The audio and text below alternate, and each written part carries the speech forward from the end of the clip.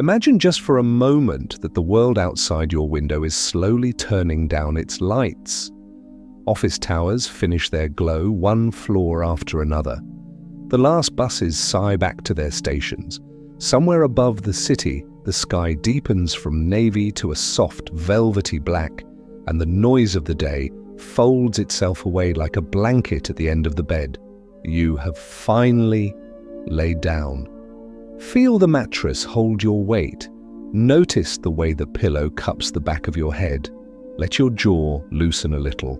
Let your shoulders fall a little heavier. Nothing needs doing right now. No message needs an answer. For the length of this story, the world can wait. If you like, take a slow breath in and an even slower breath out. As you breathe, imagine a quiet spreading outward from where you are, like a tide of softness washing across continents. Somewhere, another tired heart is lying down with you. Somewhere else, someone is already asleep, breathing steadily in the dark. Tonight, through this story, all of you are joined by an invisible thread of listening. Now, with your eyes half closed, picture another night. Not above a modern city, but above a desert. Far away in the south of what we now call Iraq, the land looks almost like the surface of a sleeping ocean. Low mounds rise from the sand like gentle waves that have turned to stone. The air is cool. The sky is so clear that the stars seem to hang closer than they do above your own roof. Beneath those mounds lie the quiet bones of very old cities. People once walked there. They grew barley beside slow rivers. They built temples that stepped gently toward the sky. And they pressed the first written memories of humanity into soft, wet clay. Tonight, we are not here to debate or to prove anything. We are simply going to sit beside those ruins in our imagination and listen to what they might be trying to remember. What if the world that came before them did not disappear completely? What if, long ago, after a great flood had washed over the plains, a few survivors walked back into this land, carrying memories instead of luggage? Memories they did not want to lose again? What if they shaped those memories into wedges of clay, hoping that someone, somewhere, in a softer future night, might read them? Perhaps even as you are listening now. Before we drift deeper into tonight's gentle journey, remember to subscribe to Ancient Sleep Story. Here, you'll always find peaceful stories that soothe the heart and quiet the mind. Where are you listening from tonight? Leave a comment. Your presence adds warmth to this quiet corner of the night. Now, let the practical part of your mind grow a little drowsy. You do not have to follow every detail. History tonight is not a test, it is a lullaby made from time. We begin indoors in a museum late at night. The visitors have gone home. The gift shop is dark, only the guardians of glass and stone remain. Somewhere in a long, cool gallery, a single display case glows with a soft golden light. Inside, on a small stand, rests a tablet of clay. It is the color of baked bread, no larger than the palm of a hand. Across its surface run neat lines of tiny marks pressed in while the clay was still wet and left to dry in the heat of an ancient sun. Up close, the marks look almost like bird tracks crossing a riverbank or little arrows pointing in different directions. This is cuneiform, an old word for wedge-shaped writing. If you like, you can imagine that you are standing there alone, the quiet of the gallery around you like a held breath. When you lean closer to the glass, you can almost feel the presence of the person who once held this tablet in their hands. 5,000 years ago, someone sat in the soft light of an oil lamp, a reed stylus between their fingers, and pressed each little wedge into the clay with patient care. They did not know your name. They did not know the shape of your world. But, in a way that even they might not have fully understood, they were writing for you. To the people we now call the Sumerians, writing was not only a tool, it was a way of holding on. On tablets like this, they recorded gentle, everyday things, lists of barley and wool, songs for their gods, contracts between neighbors, a recipe for making beer that might have been shared after a long day of work.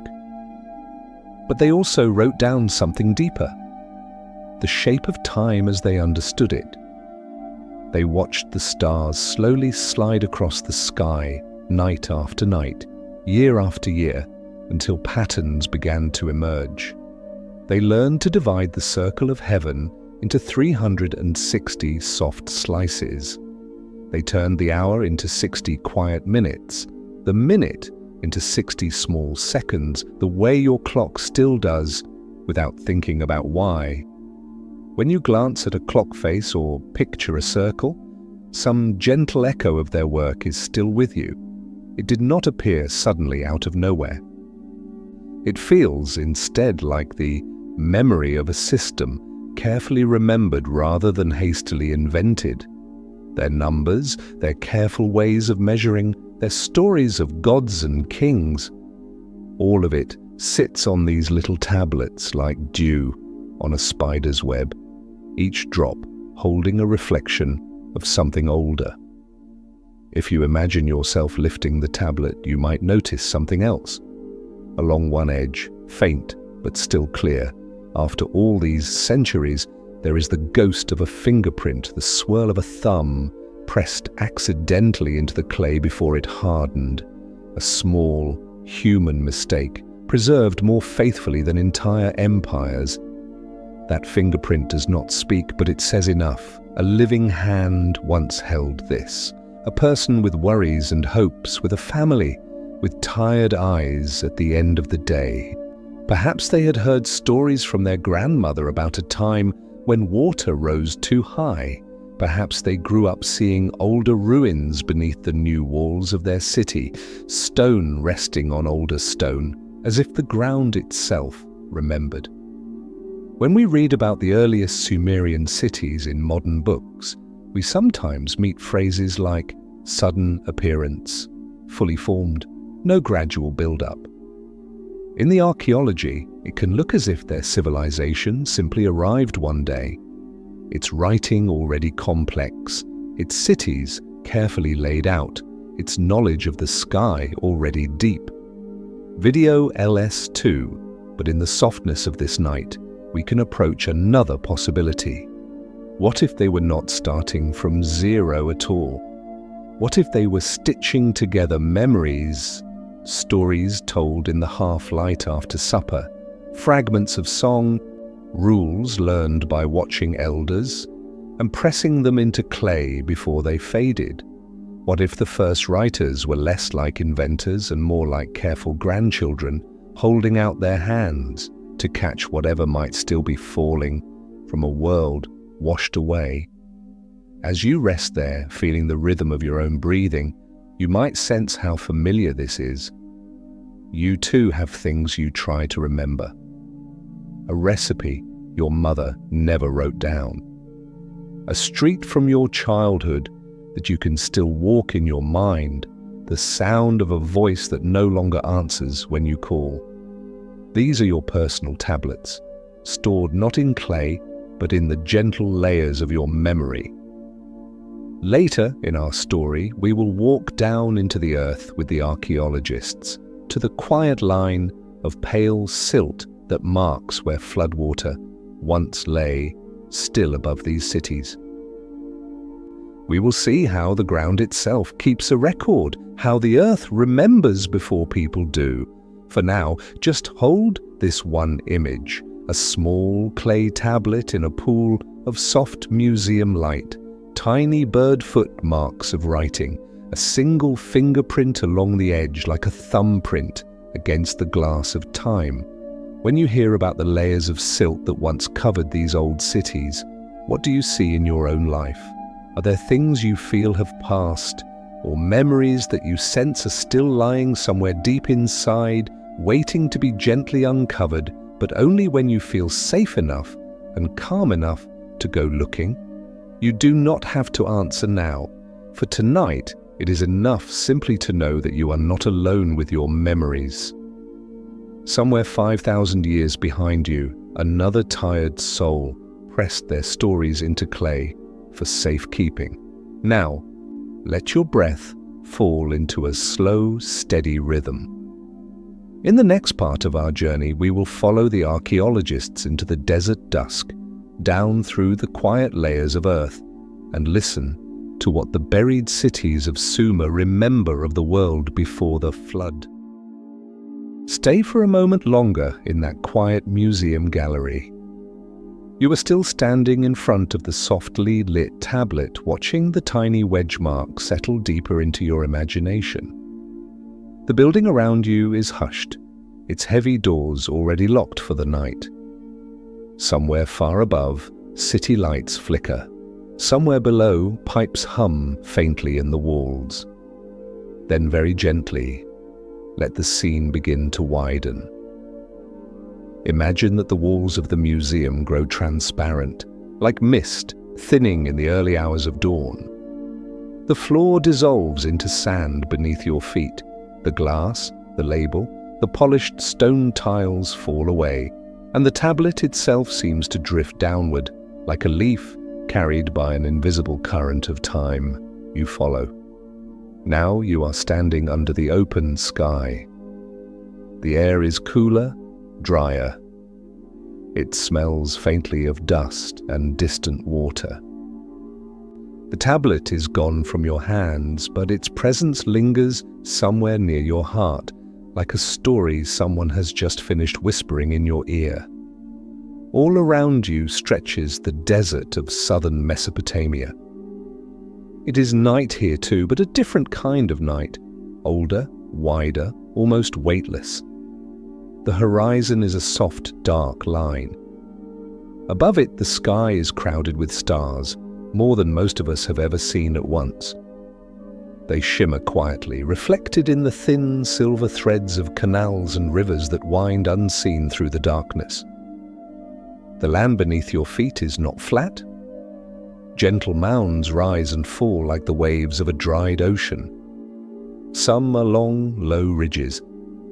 Others are round like half-buried domes.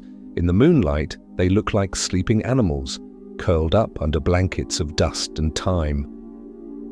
These are the tells, the layered remains of old cities. Once, people built homes here of mud brick and reeds. They baked bread, raised children, argued about prices in shade-dappled courtyards, and watched the river rise and fall with the seasons. When walls crumbled, they built new ones on top. When roofs collapsed, they laid fresh beams over the broken ones. Century after century, life pressed down layer by layer until the cities slowly rose into artificial hills. When their time was over, the wind took over, smoothing the sharp edges, covering everything in a quiet veil of sand. Now lanterns are glowing at the foot of one of these hills. We walk closer.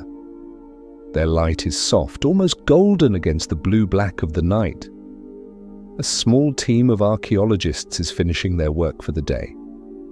Their conversations are low and unhurried. Brushes tap gently on ancient brick. Shovels scrape softly in narrow trenches. Someone laughs quietly at a shared memory, then falls silent again. You do not need to know their names. For this story, they are simply careful hands returning, after many ages, to a place that has been waiting.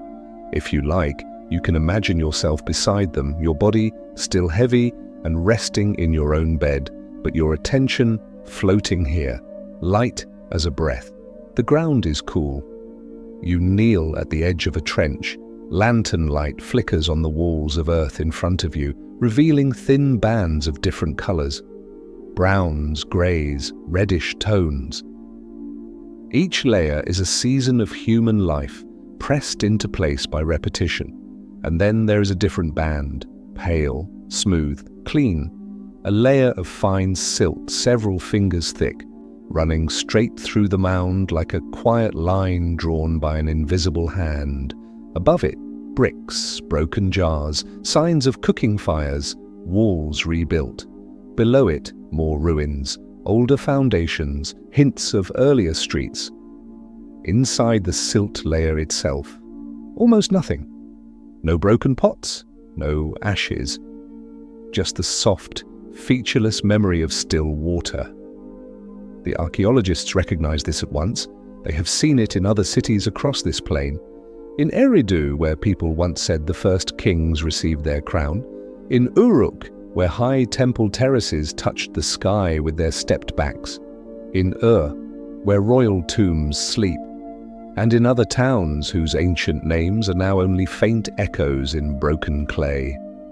Everywhere they go, they find this same quiet dividing line. Below, a world. Above, another world. Between them, the silence of a flood. You do not need to imagine roaring waves, screaming crowds, or dramatic rescues. Tonight, we are not watching disaster. We are listening to the hush that came afterward. Picture the flood in its gentlest form. Water rising steadily, patiently, day after day. Rivers swelling beyond their banks. Fields slowly disappearing beneath a silver sheet. Homes emptied, either carefully or in haste. Boats tied to the tops of trees. Voices carrying across the water in low, uncertain tones. And then, after a long while, the water begins to fall. It leaves behind this pale layer of silt, like a page slipped between two chapters of a book. Everything below is before, everything above is after. People return to the land, see the familiar shapes gone or softened, and realize that they are standing at a beginning that feels suspiciously like a continuation. They build again. But now they are more aware of how fragile everything is. In the centuries that follow, when those same people, or their grandchildren, sit down with wet clay and read stylus in hand, it is not surprising that they write about floods. Not necessarily because they want to scare anyone, but because the memory is heavy.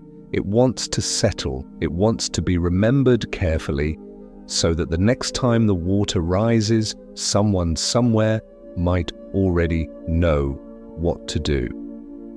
You might notice as you lie there listening that this is not so different from your own life. Many of us have our own flood layers, times when something changed suddenly or quietly and nothing was quite the same afterward. A job ended, a relationship shifted, a home was lost or gained, an illness came, stayed, and then either left or became part of the landscape. If you look back, you can sometimes feel those layers in yourself. Before this, after this. Between them, a stretch of memory that feels pale, almost empty, like the silt. Days spent simply getting through, doing what needed to be done so that life could start again on the other side. For a moment, breathe in slowly and breathe out even more slowly. As you do, imagine that each exhale is a soft brush moving along the wall of your own history, revealing the layers gently, without judgment. You do not need to dig fast. You do not need to analyze. You are just noticing the quiet pattern of your life. Moments of building, moments of being washed clean, and new beginnings resting above old foundations. Back in the desert trench, the archaeologists finish their drawings of the silt line. They mark it carefully in their notes. They know that somewhere above this layer, tablets like the one you saw in the museum will appear. Fragments of writing that belong to the afterworld, the rebuilt cities, the second sunrise. Later, when their reports are written, they will give this layer technical names and numbers. They will compare it with other sites, other river systems, other sediments. But in this soft space where your mind is drifting tonight, we can think of it more simply. We can think of it as the Earth's way of saying, I remember. Now let your attention rise slowly from the trench, as if you are floating up on a warm, invisible current of air. Lanterns recede below you. The archaeologists become small, moving points of light. The mound shrinks. The rivers curve. The desert spreads out in all directions like a dark, folded blanket. From this higher view, you can imagine the whole land breathing. In one place, the mound of an ancient city. In another, a different hill hiding another story beneath it. Between them, canals glimmering, date palms nodding in the faint wind, clusters of lights where modern towns now stand. Somewhere down there, long ago, a thoughtful builder chose where to lay the first brick of a new house, a new temple, a new school. Perhaps they did not know the depth of the silt beneath their feet. Perhaps they did. Perhaps an older voice had told them, "This is where our people lived before the water came. This is where we will live again." It is easy to imagine that in such a place, memory itself becomes a kind of blueprint. Generations later, when scribes sit in quiet rooms surrounded by shelves of clay tablets, copying old texts onto new surfaces, they may still be following that invisible plan, not just of streets and walls, but of ideas. Let us drift down toward one of those rooms now. The night is still. The city around us, one of the cities of Sumer, perhaps Uruk or Nippur, is settling into sleep. Somewhere, dogs bark briefly and fall silent. Somewhere else, a lullaby is being sung in a courtyard, the words now long forgotten, but the rhythm very much like the slow beating of your own heart. Inside a small schoolroom near the temple, lamps burn low. Along the walls, wooden shelves hold stacks of tablets, each one a small brick of memory. On the floor sit several young students, their legs folded underneath them, their hands damp with clay. In front of each student lies a fresh tablet, still soft, still easily marked. At the front of the room sits an older scribe. Their hair is threaded with grey, their hands are steady. They hold a reed stylus with the familiarity of someone who has spent a lifetime turning thoughts into wedges. A reference tablet rests before them. An older text, chipped at the corners, the writing slightly faded but still clear. The lesson tonight is simple. Copy, not with speed, not with creativity, with care. The master reads a line aloud in a calm, measured voice. The students repeat it softly under their breath, like a chant. Then, one by one, they press the marks into their own clay. Wedge by wedge, sign by sign, the room is filled with a delicate, rustling sound. The whisper of reeds against earth, the quiet shift of bodies trying to sit a little straighter, the almost inaudible sighs of concentration. On the old tablet, near the beginning of the text, there is a small phrase. It might be translated in our language as, "This is the restoration of that which existed before." No fanfare, no argument, just that. To the students, this is simply part of what they must copy. To us, listening from a great distance, the phrase opens like a window, restoration, not creation from nothing, not a beginning out of empty space, a restoring, a renewing, a careful mending of something older. You can imagine those words moving from the master's lips into the lamplight, into the ears and hands of the students, into the clay, and then, over many centuries, into the museum where you first saw the tablet. Or the idea passes through generation after generation, like a candle flame that never quite goes out, even when the room changes and the walls fall and the city sleeps under sand. As you lie there now, perhaps you can feel a soft understanding forming. Civilizations rebuild, families rebuild, you rebuild. When something in your life has been covered over by its own kind of flood, a change, a loss, an unexpected turning, You do not always start again from bare rock. Somewhere inside you there are foundations, outlines, quiet intentions laid long ago. Maybe you do not see them clearly. Maybe you only feel them as a gentle tug. But when you choose to begin again, you too are performing a restoration of that which existed before, of the parts of you that always knew how to stand, how to love, how to hope.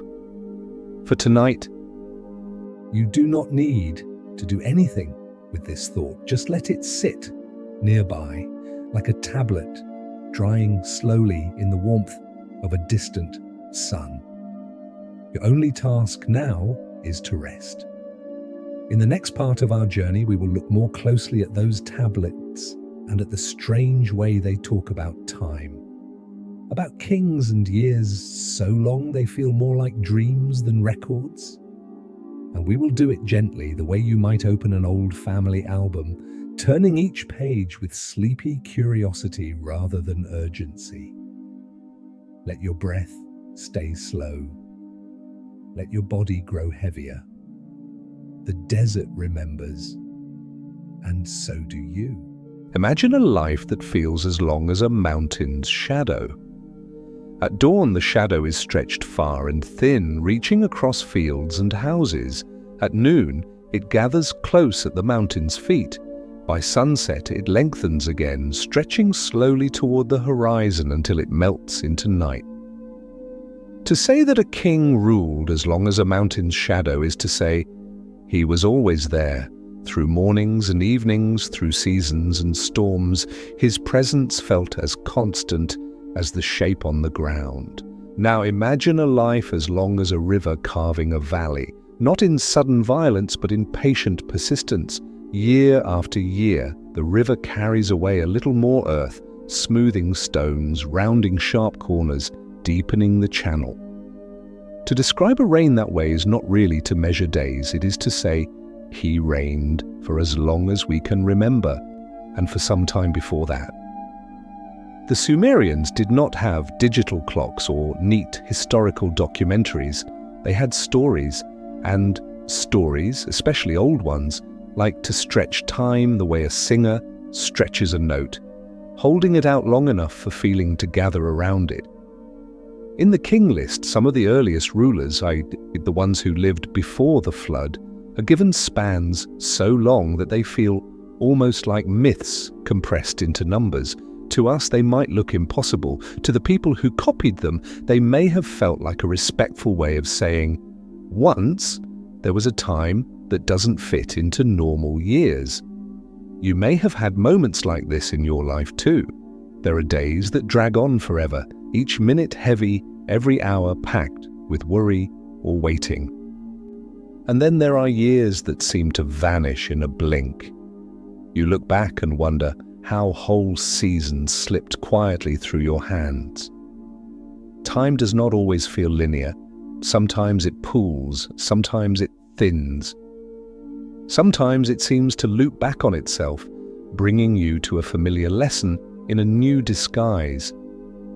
As you listen, notice if there's a long time in your memory, a period that feels stretched out like a shadow at sunset. Maybe it was a difficult project, or an illness, or a slow recovery. And maybe there's also a short time, a year that vanished so quickly, you only recognize it in photographs now. You don't need to hold those images for long. Just let them pass through your mind like clouds, and then let them drift away again. Back in the schoolroom, the master scribe reaches the part of the tablet that speaks quietly of a turning.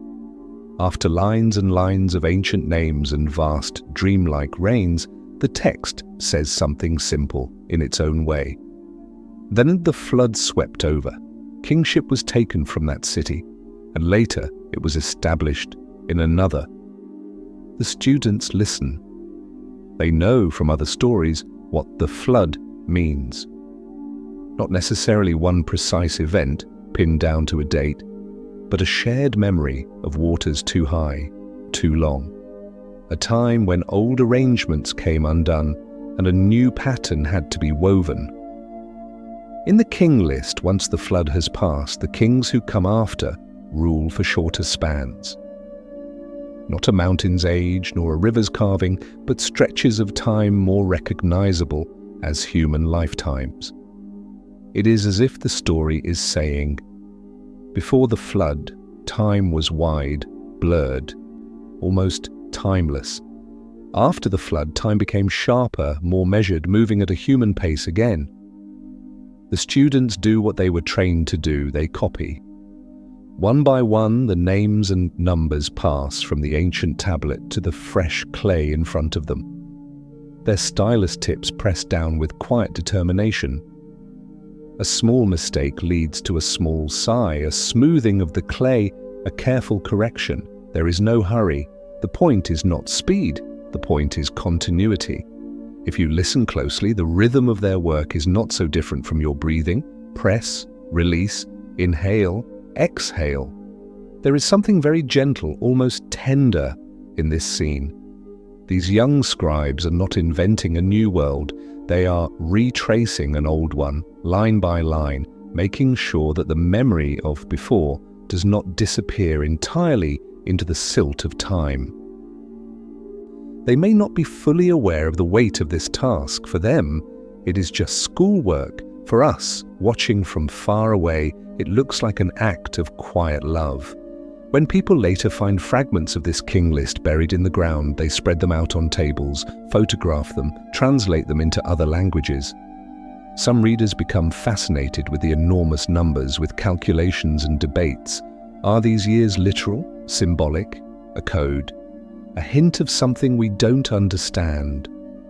All of those questions have their place in bright rooms with coffee and discussion. But here, in this late, sleepy hour, you do not have to solve any of them. Instead, you are free to notice something softer.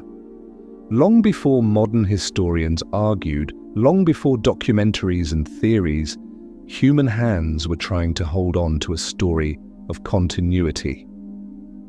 Before the flood, after the flood, it is a pattern that appears in many cultures, in many different forms.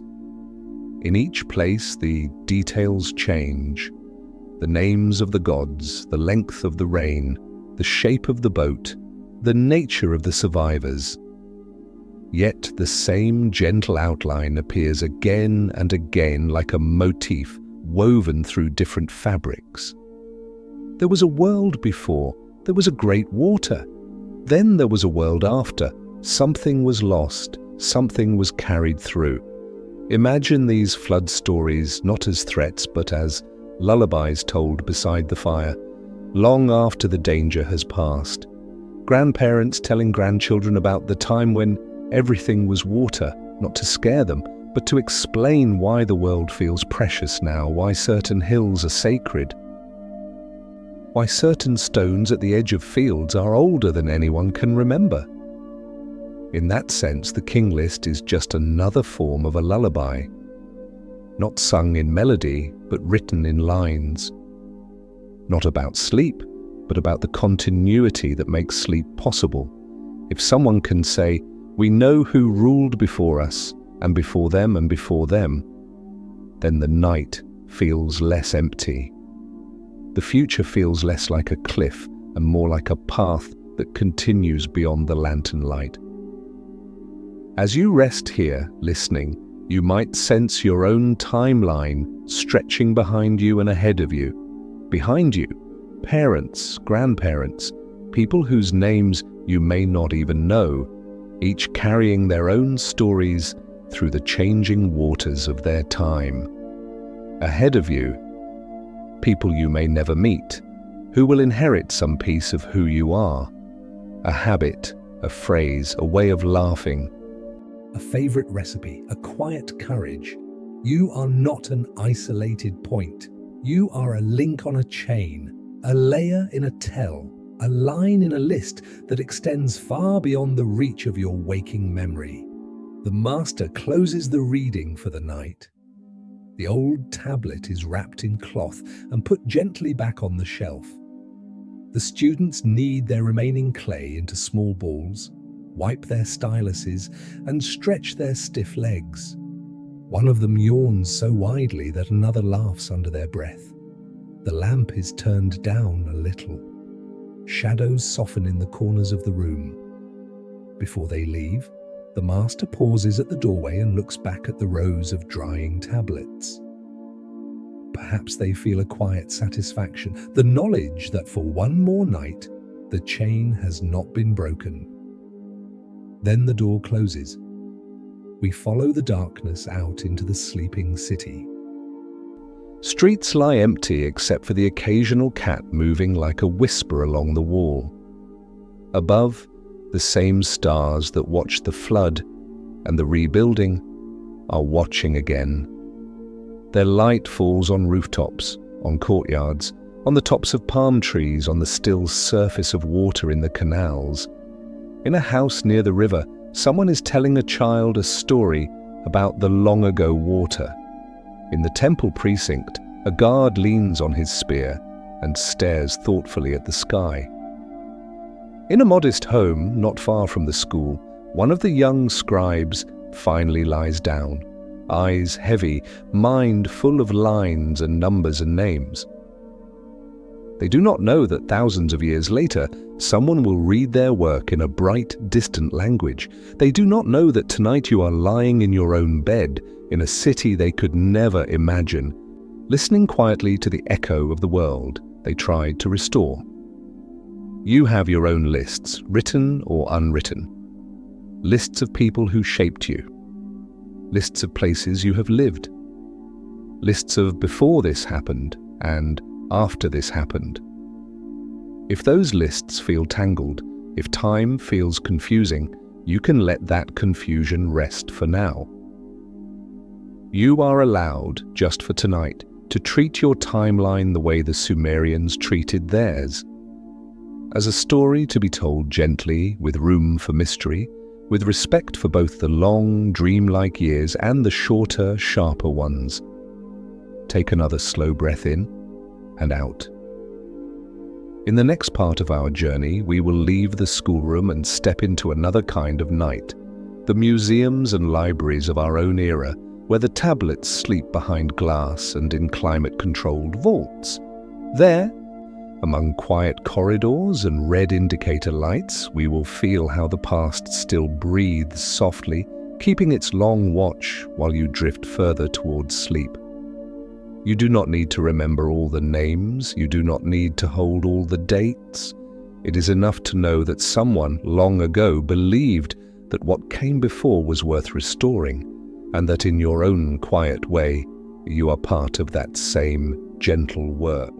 The city of Sumer drifts away like a dream as your mind grows heavier. Mud brick walls dissolve, palm trees fade back into the night. The sound of distant water becomes the faint hum of air conditioning. When the scene clears, you find yourself once again in a building made of stone, glass, and steel. Not in ancient Mesopotamia, but in our own time.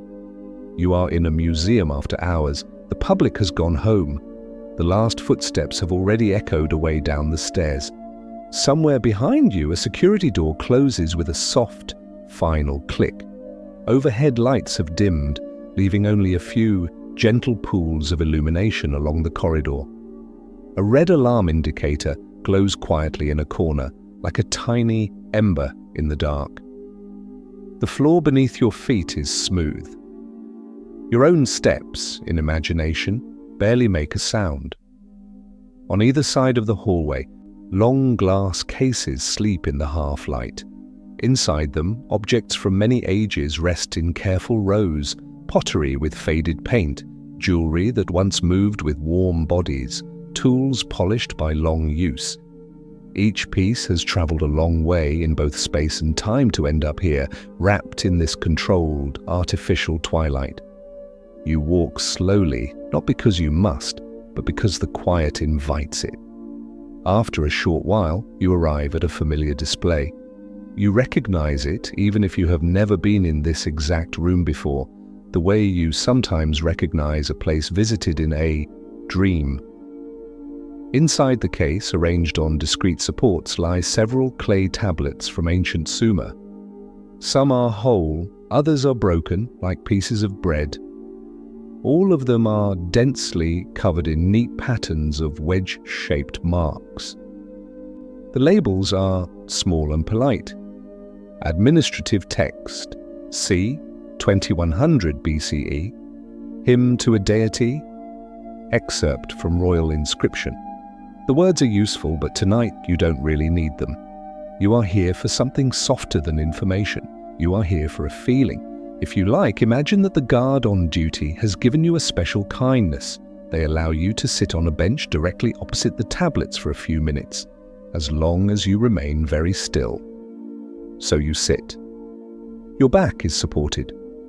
Your hands rest loosely in your lap. Your breathing naturally begins to match the slowness of the room. The tablets are not large, and yet they seem to fill the glass case with a quiet presence. By day, visitors pass by quickly, glancing at them before moving on to something more visually dramatic: a statue, a golden mask, a painted sarcophagus. But at night, without distraction, you can feel how much is contained in these modest, bread-colored shapes. Imagine them as sleeping hearts. Inside each one lies not just a list or a song or a king's boast, but a whole way of thinking. Lines of numbers that once counted grain now also count years, generations, habits of measuring the sky. Hymns that once rose like incense in temple courtyards now rise again in silence as you look at the marks and imagine the voices that sang them. If you could listen closely enough, perhaps you would hear a soft, almost inaudible sound, the sound of 5,000 years of memory breathing in the dark. The climate control system hums lightly, keeping the air at a stable temperature and humidity. It is as though the museum has become a kind of artificial cave, a shelter where time moves very slowly. Dust particles drift and settle. The red alarm light continues its patient glow. You lean a little closer. On one tablet, you can just make out the faint curve of a fingerprint along the edge, like the one we noticed earlier in our travels. The person who left it there never dreamed of glass cases, security cameras, or visitors from distant future cities. They were probably just trying not to drop the wet clay. And yet here you are, centuries later, sharing a room with their accidental signature. In this moment, the distance between you shrinks. You, lying in your bed, listening, they, leaning over a tablet, writing. Two people separated by millennia, joined by one gesture, the simple act of trying to keep something from being forgotten.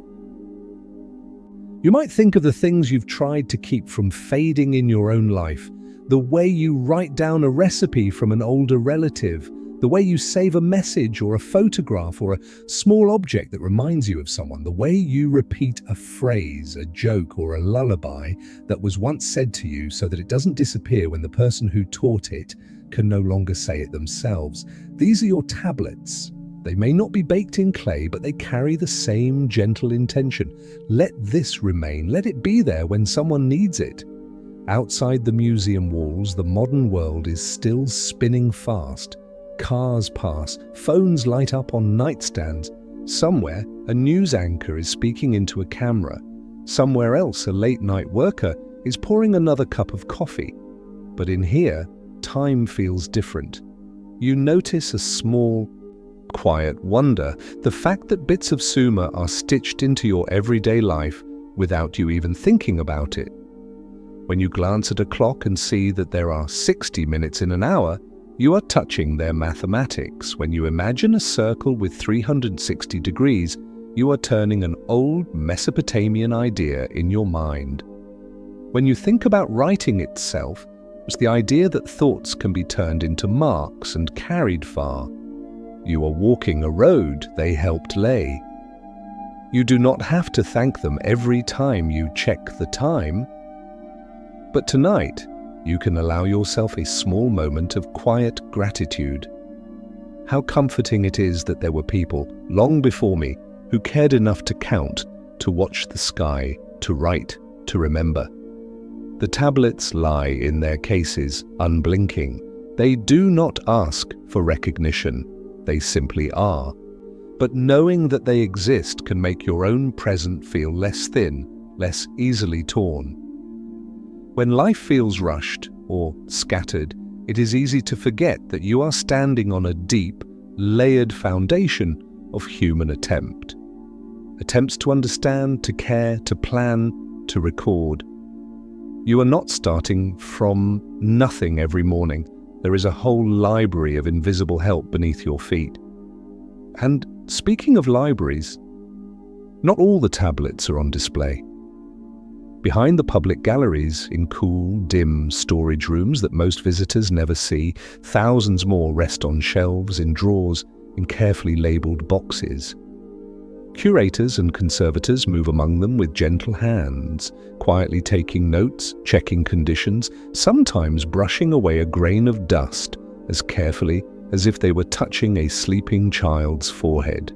At night, when the last staff member switches off the lights and locks the door, these storage rooms sink into a deeper stillness than the galleries. No footsteps, no voices, only the hum of machines keeping temperature and humidity steady.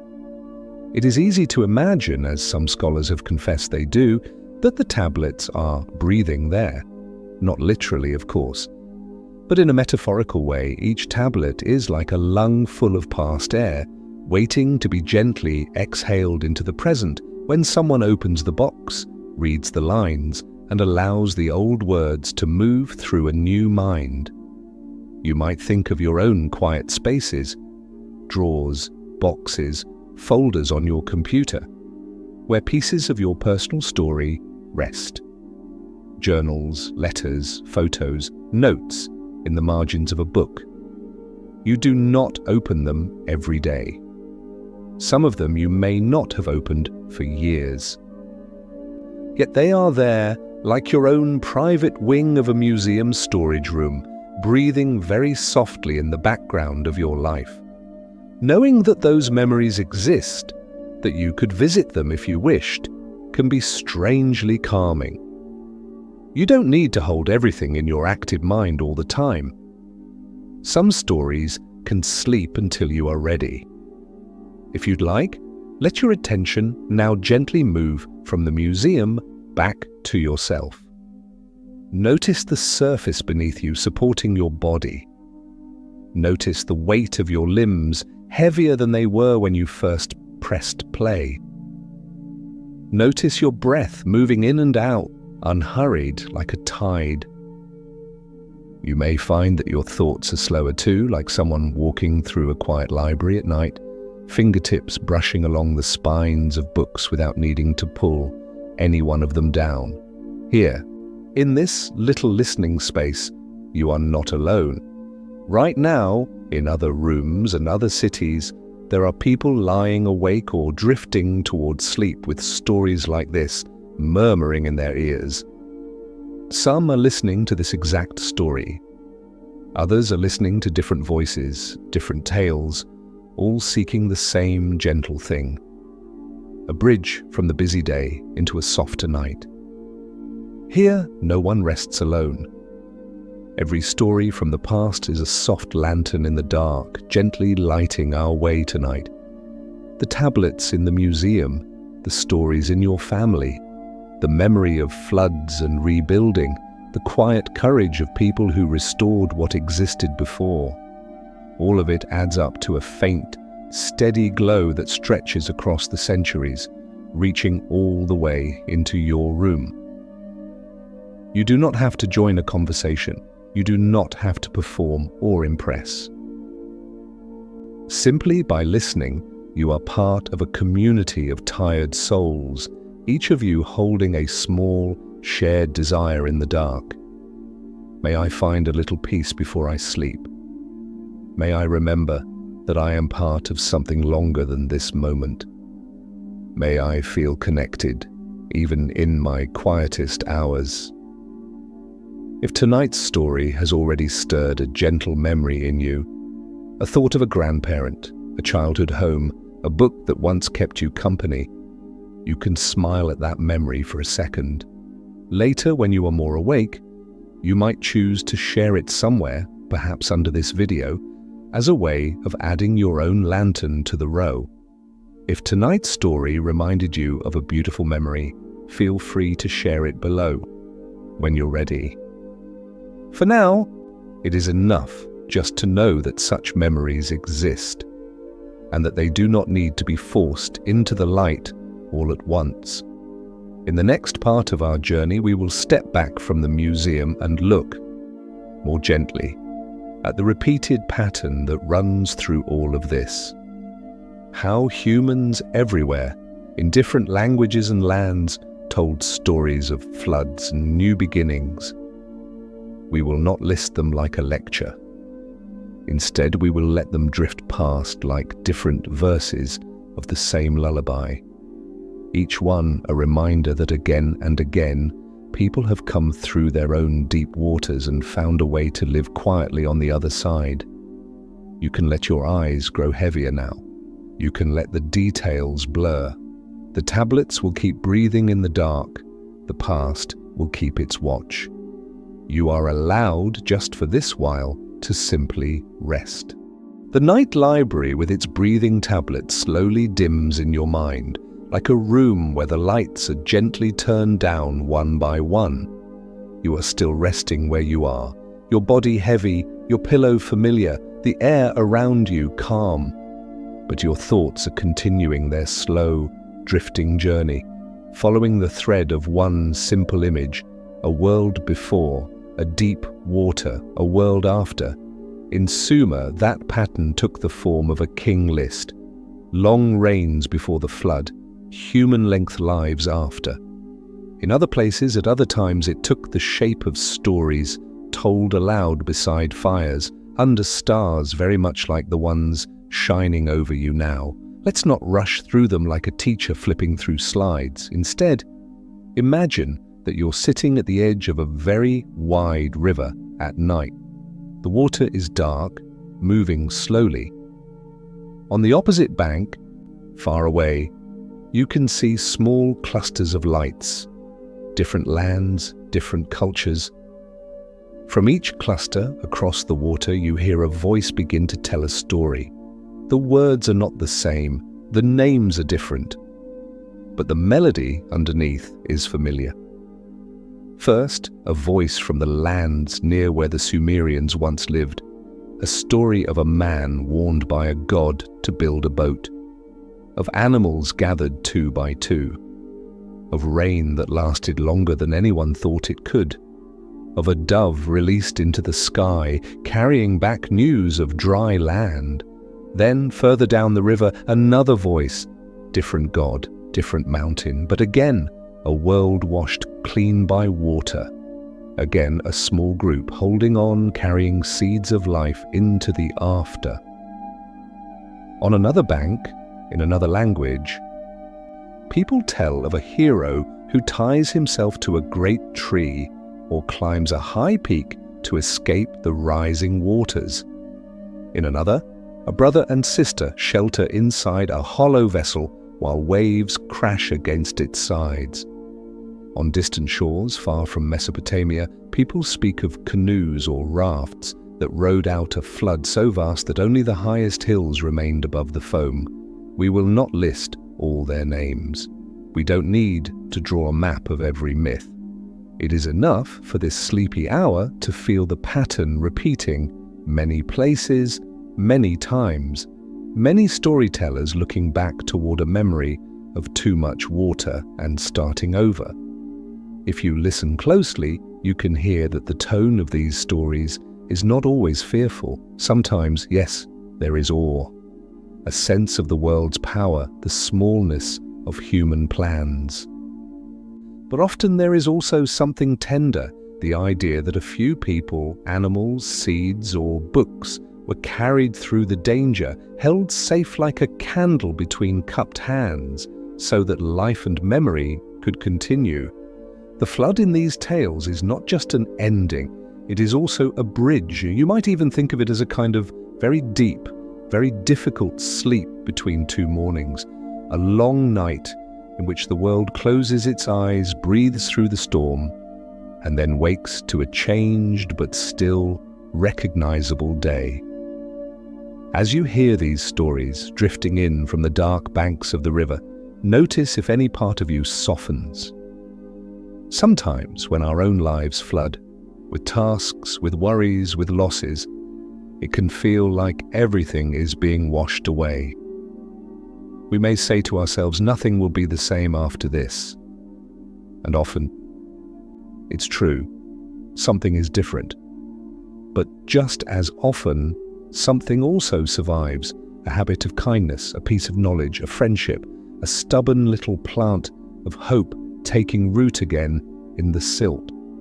These flood myths, told and retold across centuries, can be heard as a kind of reassurance. Others have gone through deep water. They held on to what mattered. You can too. Breathe in slowly and out even more slowly.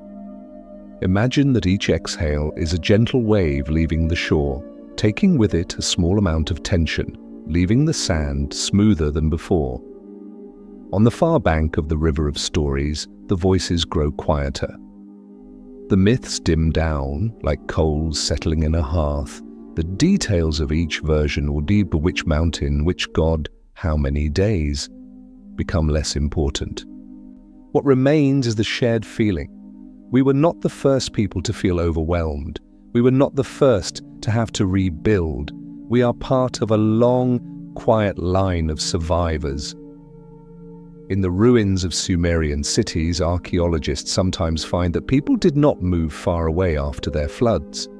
They came back to the same ground, leveled things out, and built again right on top of the old walls. It is a simple, practical choice. The land is good, the water is nearby, the fields can be planted again. But it also speaks softly of trust. Trust that the world is still livable. Trust that life can be rebuilt. Trust that what was washed away has not taken everything with it. You might think of this in your own life. Perhaps there is a part of your story that you have had to rebuild.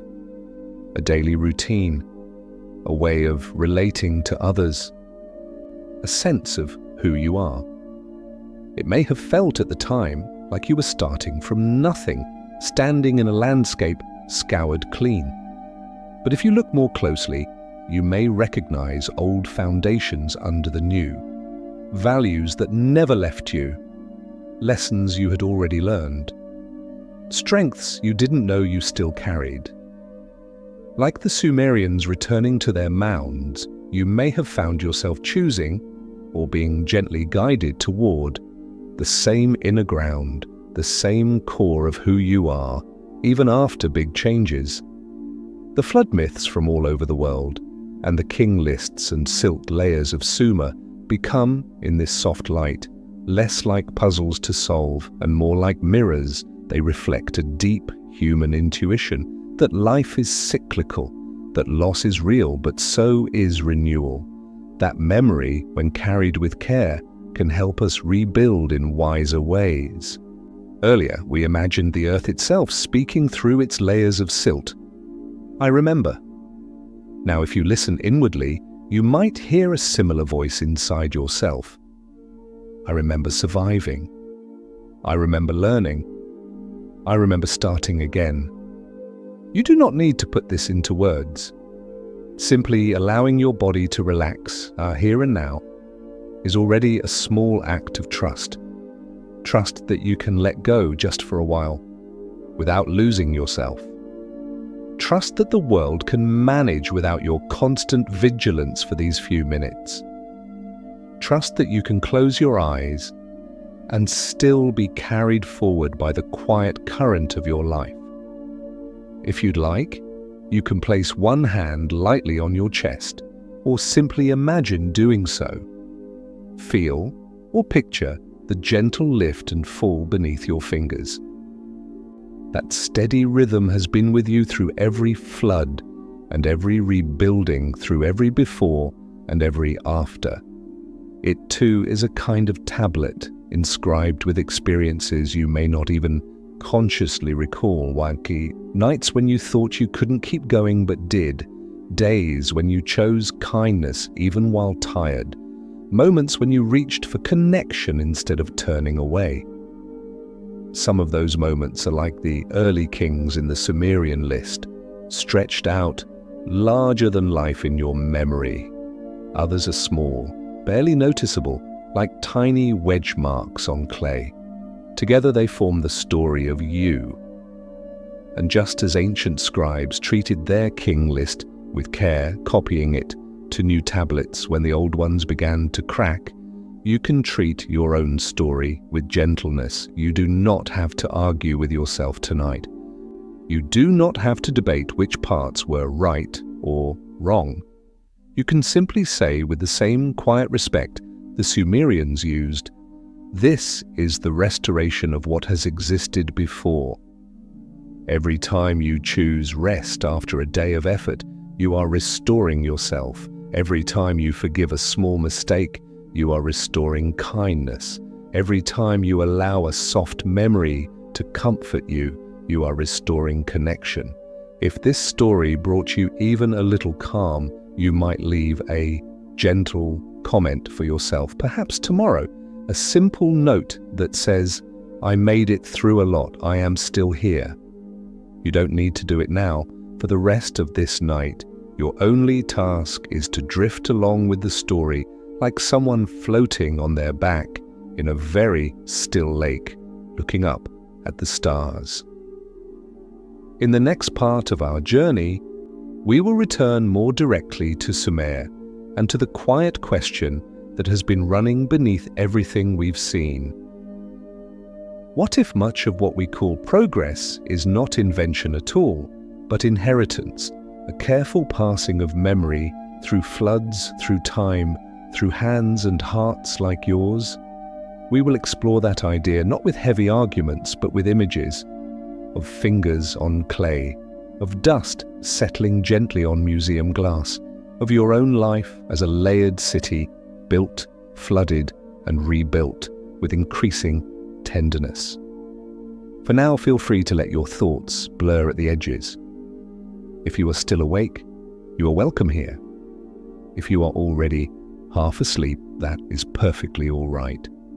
The stories, ancient and modern, will keep their watch like a ring of soft lanterns around a campsite while you rest at the center, safe and warm. The river of flood stories grows quiet again. One by one, the voices along its distant banks fall still, like singers finishing their verses and lowering their heads. The wide water lies calm in the dark, reflecting only the stars. You are still where you are, in your room, in your bed, supported by familiar things. Your breath has found its own steady rhythm. Thoughts come and go more slowly now, like boats drifting past on that quiet river. We've walked through ancient cities, sat in schoolrooms of clay and lamplight, and lingered in modern museums where the tablets rest behind glass. Through it all, a gentle idea has been threading itself through the story like a soft, persistent line of color. Maybe much of what we call progress is not invention at all, Chitista, but inheritance. Let's follow that line a little further, in the calmest way we can. Imagine yourself back on the plains of Sumer, just before dawn. The sky is dark, but not completely black. There's a faint light gathering at the edge of the horizon. The way sleep sometimes thins just before morning. The air is cool and carries the smell of damp earth and distant water. You are standing near one of the old cities, maybe Uruk or Ur, where people have built their homes up on top of older homes, their temples over older temples, the way thoughts in your mind sometimes rest on older thoughts. The stars are still visible.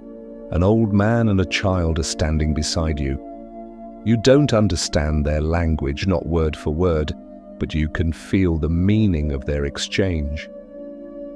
The old man raises a hand and points to a bright star low in the sky.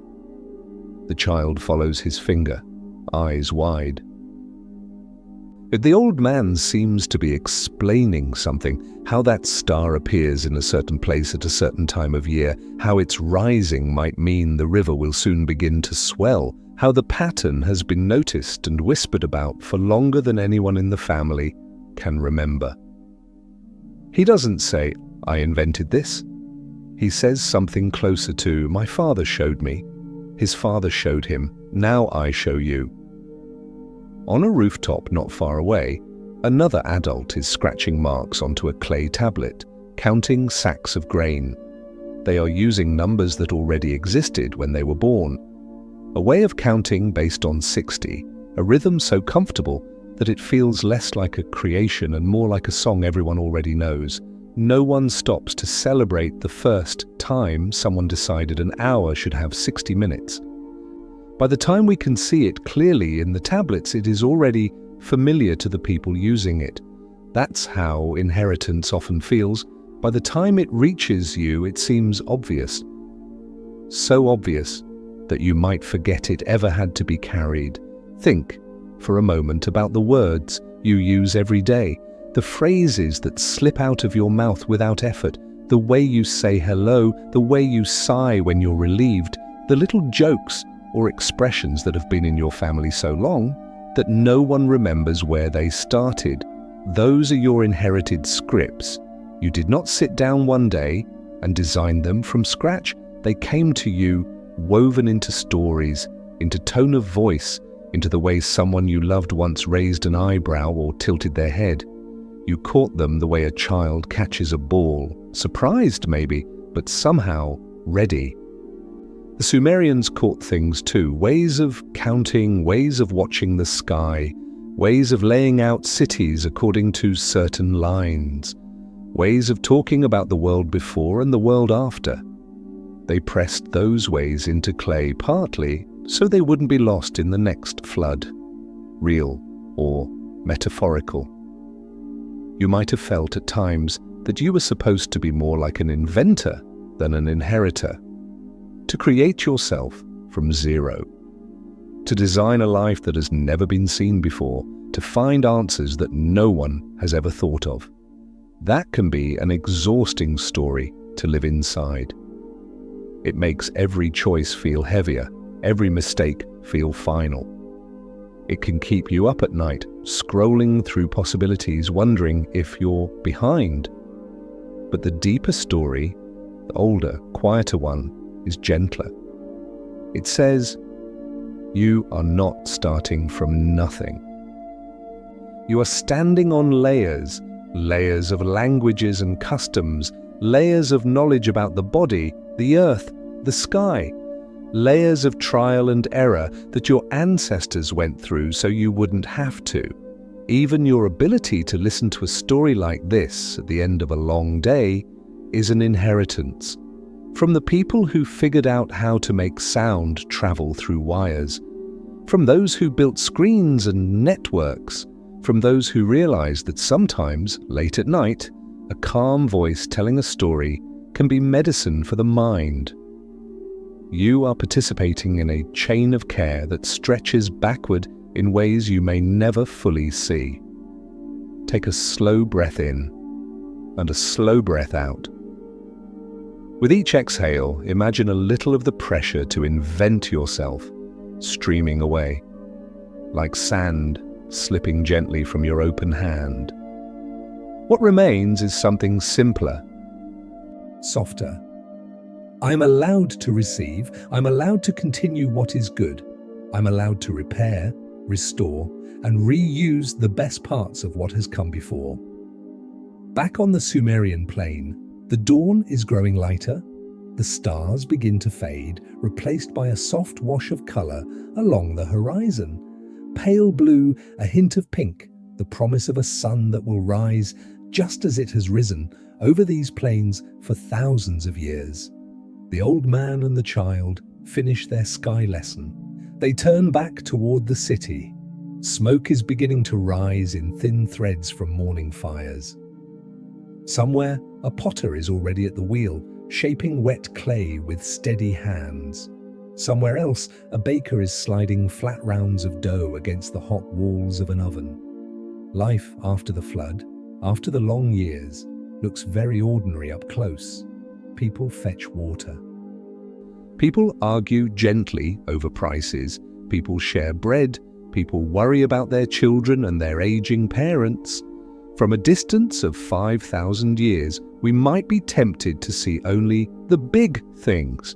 The invention of writing, the measuring of time, the building of temples. But from within, those big things were made of countless small, repeated gestures. And the same is true for you. When you look back on your life from a distance, or when someone else does, they may remember the big moments, the job change, the move, the relationship beginning or ending, the diagnosis, the decision. But the real shape of your story is held in ordinary days. The mornings you got up, even when you didn't feel like it. The evenings you washed dishes and thought about someone you cared for. The times you listened to a friend without needing to fix them. The quiet ways you tried over and over to do a little better than the day before. These are your wedge marks in clay. Small, repeated actions that, taken together, form a pattern of care. The Sumerians did not always understand exactly what they were preserving. They simply knew that it felt right to keep copying, keep counting, keep recording songs and contracts and king lists. Only much later could people look back and say, oh, this is where our hours and minutes come from. This is where our stories of floods began to take a certain shape. In the same way, you may not always see the full meaning of what you are inheriting and passing on. The way you handle frustration, the way you show or hide affection, the way you talk to yourself in your own mind. And these things ripple outward through time, touching people you may never meet. That might sound heavy, but it can also be comforting, because it means that even your small acts of kindness matter more than you think. The gentle way you speak to a child who's had a hard day, the patience you show yourself when you make a mistake, the decision to rest instead of pushing past your limits. All of these are like careful scribe's marks on the tablet of your family, your community, your future. Knowledge is inheritance, not invention. Someone once said in a modern tongue. Tonight, we might soften that even further. Kindness is inheritance. Rest is inheritance. Calm is inheritance.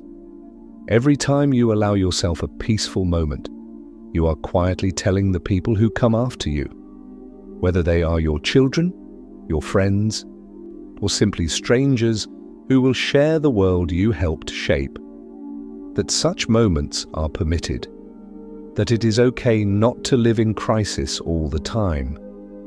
That breath and slowness have value.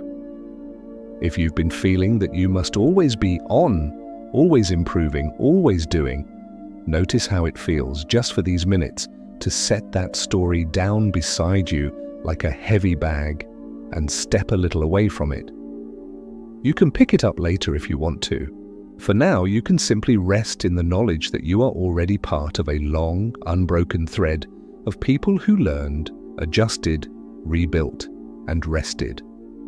The sun on the Sumerian plain finally lifts above the horizon, spilling light over the mounds of old cities, over the new houses, over the slow rivers. To the people there, it is just another morning. To us, watching from far away in time, it looks like what it is. A second sunrise over a world that has already known a flood and chosen to live on. You too have had second sunrises. Days when you woke up after something difficult and discovered, to your surprise, that you were still here. That you could in fact drink tea or coffee, send a message, walk a familiar street, listen to a song, hear your own footsteps and realize, I am still part of this. I am still in the story. You may have more of those mornings ahead. They may not feel dramatic, they may look very ordinary, but they will be yours. In the next part of our journey, we'll draw these threads even closer to you. We'll walk through the layers of a single ordinary life, yours if you like. The way an archaeologist might walk through the layers of a city, noticing how each flood and each rebuilding has added depth, not just damage. We'll do it very gently, with no pressure to change anything tonight, only an invitation to see your own story with the same quiet respect we've given to Sumer and its clay. For now, let your breath move in its slow, inherited rhythm. Inhale, exhale. You are not required to invent the world from scratch before you sleep. Someone else has kept watch before you. Someone else will keep watch after you. Your work in this moment is simply to rest in the middle of that long, kind chain. We've spent a long, gentle while walking through the cities of other people. We've watched the Sumerians rebuild after floods. We've sat with their scribes in lamplit schoolrooms. We've visited the night museums of our own time, where clay tablets breathe quietly in the dark. Now, if you're willing, we'll turn that same soft gaze toward a different landscape, the layered city of your own life. You don't have to sit up or focus sharply to do this. You can stay exactly as you are, lying down, eyes closed or half closed, body growing heavier with every breath. All we're going to do is imagine very gently. Picture this. You are standing on a low hill at the edge of a wide plain. The sky above is deep blue, halfway between evening and night. There is still enough light to see, but not enough to squint. The air is soft on your skin. Under your feet, the hill looks at first like any other mound of earth until you look more closely. Here and there, along its slope, the rain has cut away the surface, revealing thin bands of color. A layer of darker soil, a band of pale dust, a strip where old bricks peek through. You realize as your eyes adjust that this hill is not just earth, it is a tell, a layered city, built and rebuilt over time. Except this time the city is yours. Every layer beneath you is a season of your own story, not in precise order, not with dates or labels, but as feelings, habits, and memories gently resting on top of each other. Times of building, times of washing away, times of starting again on the same ground. You don't need to dig deep. You're not here with a shovel or a pick. You're here the way a Sumerian scribe might be, with a soft brush, a patient gaze, and a deep respect for whatever appears. At the edge of the hill, a narrow trench has opened, not carved by force, but by the slow work of weather and time. You walk toward it and look down. You see a layer that feels like childhood, bright in places, blurred in others. Voices you half remember, rooms that smelled of food, of soap, of sunlight on cloth. Above it, another layer that feels like those first years of choosing things for yourself. The music you once played too loud. The faces that mattered deeply, even if they were only part of your story for a short time. The ways you tried to be someone, tried on different versions of yourself like clothes. Higher still, more recent layers. Tasks and responsibilities. Connections and distances. Plans that unfolded as you hoped, and others that dissolved like buildings in a long rain. Somewhere in the middle, you notice a band that feels different from the others. It is pale, smooth, almost empty, like the silt layer in the old Sumerian cities. A time when perhaps you were going through something difficult. A period that felt stretched out, grey, neither fully dark nor fully bright. Days of simply doing what you had to do, one after another, until you found ground again. You might ask yourself, very quietly, the same question we asked earlier. When you hear about the layers of silt covering the old city, what do you see in your life? Things that have passed, or memories that still lie in a very deep corner? There is no right answer. You don't need to push for one. You're simply standing at the edge of your own trench, noticing the pattern of layers without judgment. If any particular memory rises up sharply, a painful moment, an unfinished conversation, a regret, you are free to let it drift back down again like dust settling. Tonight is not the night for digging hard. Tonight is for looking gently. Breathe in, breathe out. Inhale, like the archaeologist drawing in the smell of damp earth. Exhale, like the archaeologist brushing away a little loose soil, revealing just enough to see what's underneath. You might notice that some layers seem thin. Times that passed quickly, seasons that felt light, when days blurred together in an easy way. Other layers feel thick and heavy, as though a lot of life was compressed into a short span. All of them belong. The Sumerian cities did not apologize for their ruins. And they did not try to hide their flood layers. They simply kept building one course of brick on another. In the same way, your life has not been a smooth, perfect wall. It has been a series of tries, a series of mornings, a series of before and after, separated by waters only you truly know. If you look again into that trench, you might see artifacts from your own story, a particular song linked to a particular year, a place you used to go when you needed to think, a friend who appeared right when you needed them most, a habit you picked up to survive and maybe no longer need as much. None of these need to be fixed right now. This is not a renovation project. This is a nighttime visit to your quiet city, just to whisper, I see you. You are real. You got me here. Just as modern archaeologists do not judge the people who built crooked walls or left half-finished pots, you do not need to judge the earlier versions of yourself. They were working with the tools they had.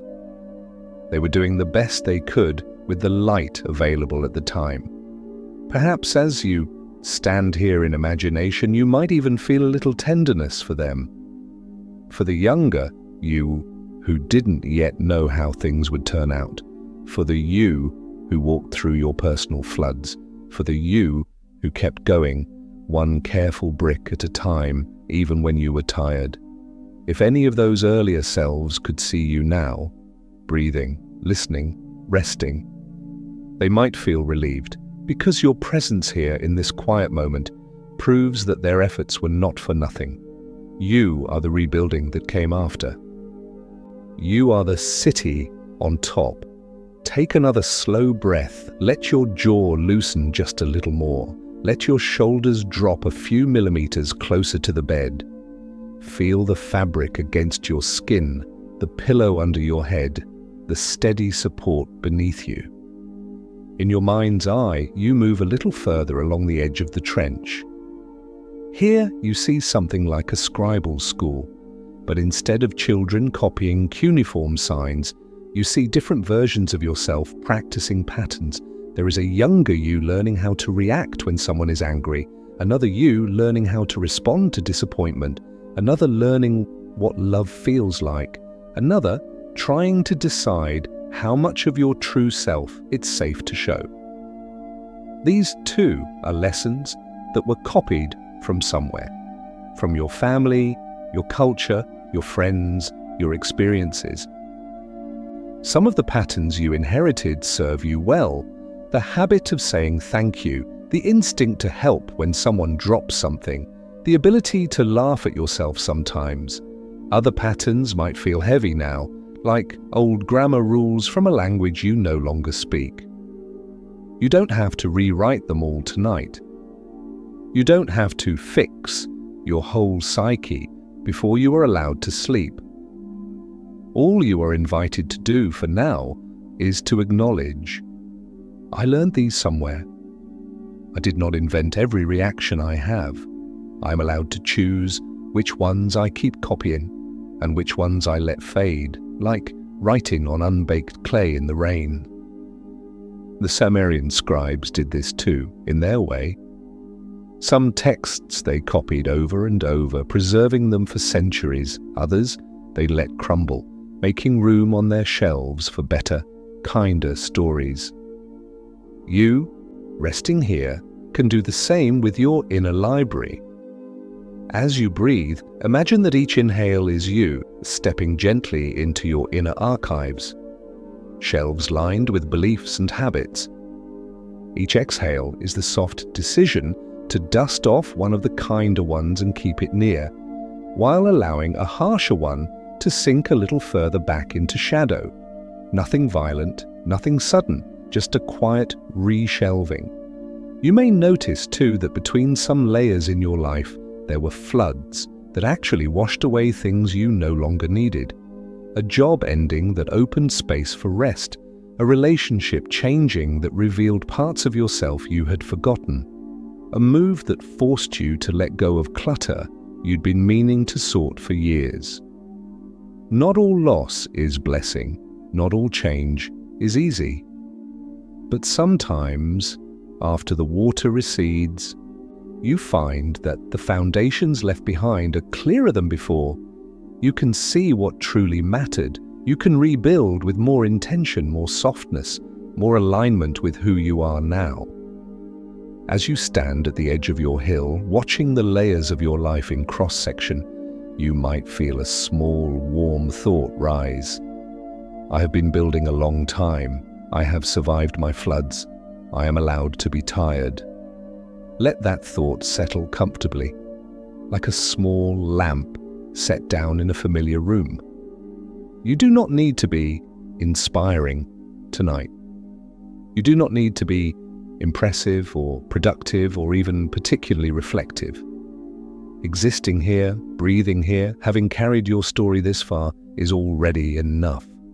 In the distance, over your inner landscape, you can see lights, like the lamps in the Sumerian schoolrooms, like the red indicators in the museum, like windows in the houses of people listening to this story in different cities.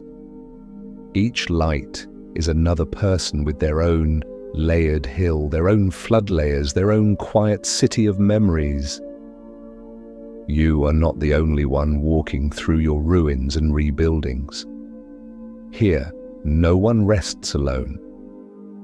Every story from the past, Sumerian or otherwise, is a soft lantern in the dark, gently reminding you, others have been here, others have rebuilt. It is okay to rest. In the next part of our journey, we will step fully inside that inner museum, the one that belongs only to you, and practice something very gentle, letting some of your tablets sleep. We will imagine dimming the lights, closing the doors, and trusting that what needs to be remembered will stay, even if you, yourself, drift into deep, dreamless rest. For now, take one more easy breath. Let the image of your layered hill grow softer, as if mist is drifting in. Let the details blur. Let the edges of your thoughts loosen. The city of your life is still there, solid and real. But tonight, you are allowed to simply lie down within its walls, close your eyes, and leave the watch to others for a while. You are still standing in imagination at the edge of that quiet hill, the layered city of your life. You've seen the bands of memory, childhood soil, adolescent brick, adult foundations, and the pale silt of hard seasons. You've watched old versions of yourself practicing patterns the way young scribes once practiced wedge-shaped signs. You've acknowledged gently that much of who you are came to you as inheritance, not as a lonely invention. Now the sky over your inner landscape darkens a little more. Twilight slides into night. A soft indigo blue spreads from one horizon to the other, as if someone has draped a velvet cloth over the world. One by one, small lights appear across the city of your life. Windows in houses, lamps in doorways, the warm glow of places where people, memories, thoughts, hopes are still awake. It's beautiful in its way. But tonight we are going to do something very gentle and a little unusual. We are going to imagine closing the doors of your inner museum for the night. Think back to the museum we visited earlier, the one in our own time, with its glass cases and quiet alarms and sleeping clay tablets. At a certain hour, a staff member walks the halls, checking that everything is in order, that no doors are left unlocked, no lights left blazing. They do not hate the exhibits, they do not want to get rid of them. They simply understand that even memory needs darkness and stillness for a while. Your mind is like that museum. During the day, its galleries are full of visitors. Tasks wander through, pointing at things. Memories drop by unannounced. Worries loom a bit too close to the glass. Plans talk loudly in the corner. But at night, especially this night right now, you are allowed to ask everyone to leave the building for a while. You are the gentle guard. You are the keeper of the keys. Let's imagine that process together, step by slow step. First, picture a long hallway inside your inner museum.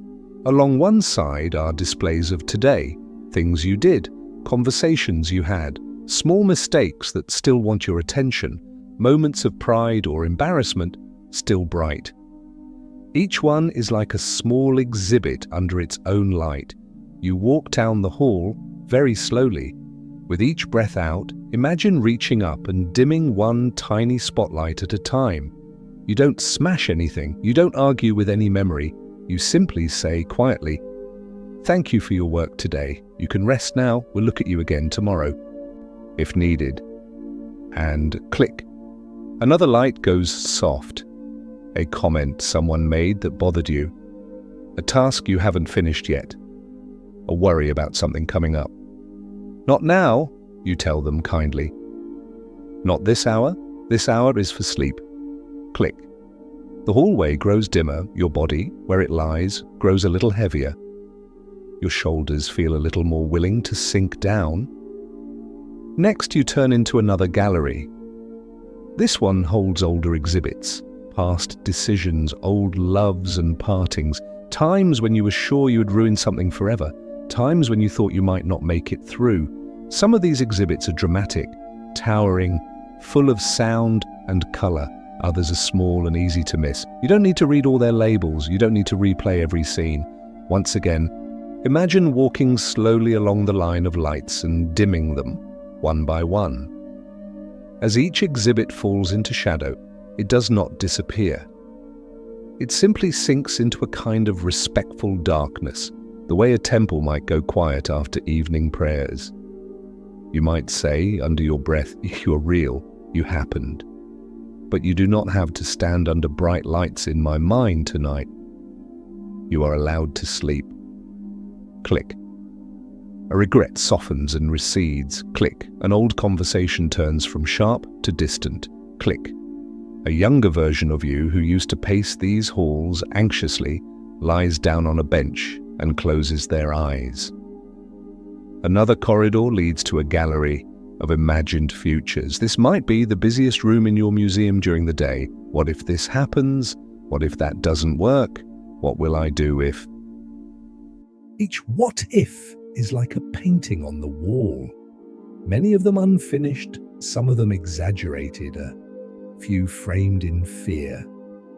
You stand in the doorway and feel for just a moment how exhausting it is to walk this room in circles all day, trying to examine every possible scenario. Then, instead of stepping inside, you reach for the master switch by the door. With one long, slow exhale, imagine turning off all of these lights at once. The future paintings do not vanish, they simply become invisible for now, resting quietly in the dark. You say, perhaps aloud, perhaps only in your thoughts, "Tomorrow can take care of itself. Tomorrow. Tonight is for sleep. You are welcome to come back in the morning, but not now. There is a great kindness in this refusal. You are not abandoning your responsibilities. You are not pretending that challenges do not exist. You are simply recognizing that you cannot rebuild the whole city of your life in the middle of the night.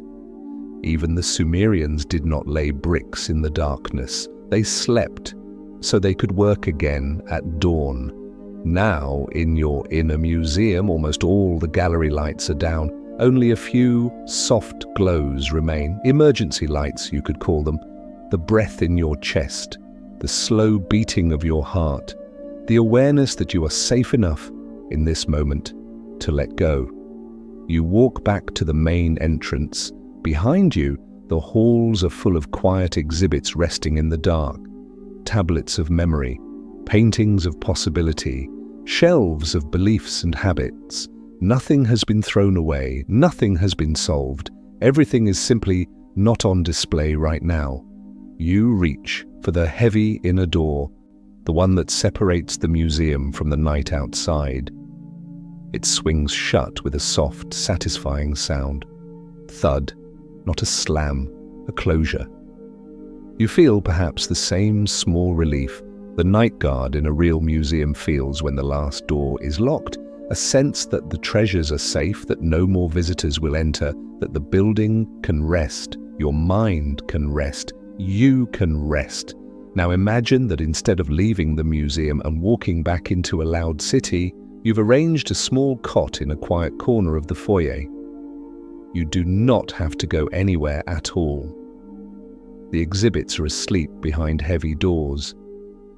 The world outside can turn on without you. You lie down on the little bed, pull a blanket up over your shoulders, and look at the high ceiling above you. You know that behind the walls, memory is still there. But you also know that it does not need your constant supervision. The clay tablets of your experiences are not going to dissolve overnight. The layers of your inner city will not collapse if you're not thinking about them. Just as the Sumerian tablets survived for thousands of years buried in the soil, your important truths will still be there in the morning, waiting patiently. You are allowed to stop reading yourself for a while. You are allowed to close the book. If you like, you can bring one hand lightly to your chest again, or simply imagine the sensation. Feel the slow, steady thump beneath your palm. That rhythm is your most ancient inheritance. Long before you learned any language, long before you knew the word flood or king or Sumer, your body knew how to do this. Contract, release, take in, let go. You do not have to remind it. It remembers. Just as the earth remembers its floods, as clay remembers its writers, as stories remember their listeners, let your breath sync with that rhythm. Inhale gently through your nose if that's comfortable. Exhale softly, as if you're blowing out a tiny candle that you want to dim, not extinguish. If thoughts come, and they will, you can nod to them as to late museum visitors who missed the closing announcement. "I'm sorry," you might say, kindly. "We're closed for tonight. Please come back tomorrow." Then picture them turning away, a little disappointed perhaps, but understanding. You don't need to follow them out. You can stay on your little cot within your inner museum, under your quiet ceiling of dim stars, letting the entire collection of your life rest undisturbed. If tonight's story has reminded you of a beautiful memory, perhaps a moment when you felt truly seen, or a time when you rebuilt something gently after it broke, you might choose another day to share it somewhere. If tonight's story reminded you of a beautiful memory, feel free to share it below, when you're awake and when your heart feels ready. For now, there is nothing more you must do. In the next part of our journey, we will widen the scene one last time, stepping out beyond museums and ancient plains, out into the larger night above the earth, to feel how small and safe our worries can become when seen from far away. We'll talk about how the world keeps turning while you sleep, how civilizations rise and fall like tide marks on a shore, and how, through it all, there is a quiet permission given to every tired person. In every age, lie down, close your eyes. You don't have to hold the sky up by yourself. Until then, stay where you are. You've closed the doors. You've dimmed the lights. Your tablets are safe. Let your thoughts grow softer at the edges, like inscriptions worn smooth by time, and allow yourself to drift, slowly, gently, toward the deepest rooms of rest. In your inner museum, the last doors have been closed. The galleries of memory are resting in the dark. The tablets of today and yesterday are sleeping on their shelves. You are lying on your little cot in the quiet foyer, watching the dim glow of an exit sign and feeling the slow rise and fall of your chest. For a while, that is all there is. You, the dark, the steady rhythm of breath. Then very gently, the walls around you begin to soften, not with a crash or a shake, nothing dramatic. It feels more like fog, slowly rolling in and then rolling back out again. The hard edges of doors, ceilings and floors blur, then dissolve.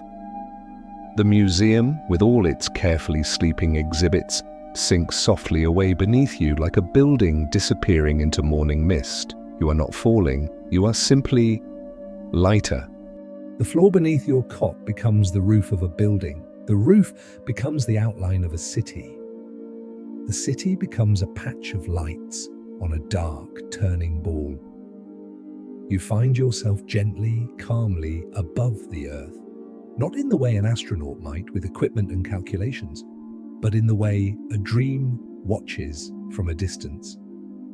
Below you, the planet turns in complete silence.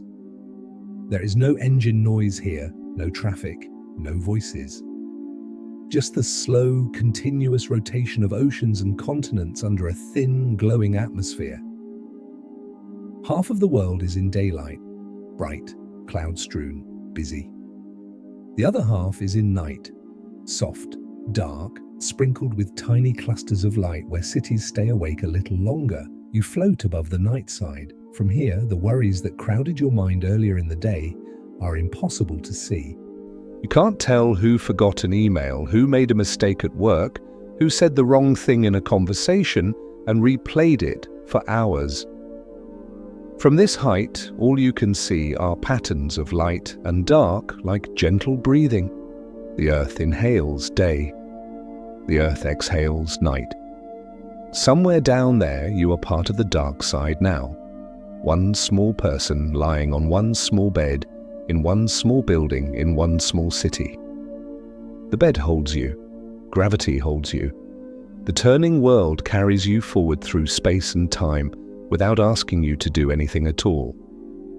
You might picture your body as a tiny, resting figure seen from far above. So still that you can't even make out the movement of your breath, only the sense that you are there, like one quiet light in a sea of many. You are not holding the planet up. You are not responsible for keeping it spinning. You are being carried. Let that awareness loosen something deep inside your chest. If you like, slowly trace a path across the curve of the earth with your imagination. Start from wherever you are, a cluster of lights maybe, or a darker patch if you live farther from the city glow. Then drift eastward like a very slow shooting star, over mountains and plains, over oceans where waves move unseen in the dark, over countries whose languages you might not speak, but where someone is also lying awake or already asleep, breathing under their own blanket of worries and hopes. Eventually, your path carries you to a region where two great rivers once carved their way through soil, the land we now call Mesopotamia. From up here, the ruins of Sumerian cities are just faint marks, barely visible even in the best light. The tells, those layered hills of broken brick and old foundations, look like tiny bumps on the skin of the earth. In some places, modern towns lie nearby, their own lights flickering softly in the night. You know, because of everything we've talked about, what is buried there. Silt layers that remember floods, clay tablets that remember songs, contracts, lists, and long, dreamlike, kingly years. Fingerprint whirls pressed into clay by hands that have been dust for thousands of years. From here, though, there is no drama in it. There is only continuity. Civilizations rise and fall below you like slow waves, sooner, then others still. Each one building, flooding, rebuilding, leaving behind little traces, ruins, stories, numbers, patterns that the next wave inherits without always realizing it. And through it all, the earth keeps turning. Day following night, night following day. Like the steady ticking of a clock, whose mechanism doesn't need you to wind it tonight. Bring your attention back slowly from the surface of the planet to yourself again. You are lying on a small patch of that turning world. The same gravity that holds oceans in their basins and keeps mountains rooted is also holding you gently against your mattress. Feel that contact for a moment, the weight of your body, the way the bed receives it without complaint, the way each part of you that touches the mattress is supported. Shoulders, back, hips, legs, heels. Nothing else is required. You do not have to earn this support. You do not have to deserve gravity's embrace. It works whether you're successful or struggling, whether today went well or badly. Just as the sky did not ask the Sumerians to justify their existence before it hung its stars above them, the earth does not demand perfection from you in order to turn under your bed tonight. You are allowed to rest simply because you are here. While you lie there, whole networks of people are quietly awake, taking care of the things you are worried about, or things like them. Somewhere, a nurse is on a night shift. Somewhere else, a driver is guiding a truck along a highway. In another time zone, a parent is rocking a baby whose cries will ease soon. In another, a guard is walking a corridor, checking doors and windows, much like you did in your inner museum. You do not have to be all of these people at once. You do not have to be awake everywhere. There are others keeping watch while you sleep, the way you will keep watch, in your own way, on other days. The Sumerians had night watchmen at their temple gates, just as modern cities have people awake at all hours. The responsibility of holding everything together has always been shared, even when it doesn't feel that way. Your job in this particular slice of night is not to stay on duty in your mind. Your job is to hand the shift over, to trust just a little bit, that you can step back from your thoughts without the world collapsing, to let the earth with all its slow wisdom carry you for a while.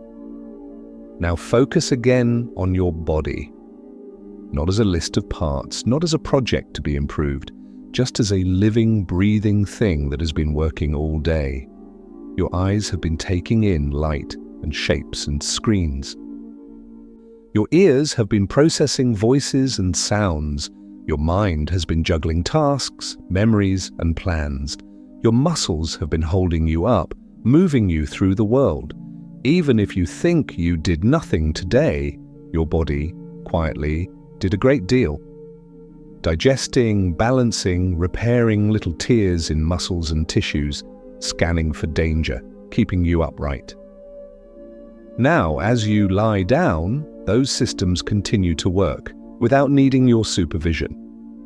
Your lungs know how to breathe while you sleep. Your heart knows how to keep beating. Your brain knows how to sink into deeper rhythms, wash through old impressions, sort and settle. It is a little like a night crew in a city, street sweepers cleaning up after the day, quiet maintenance workers tending to what is worn, lights dimmed in offices while servers hum softly, backing things up. You are not the boss of that crew tonight.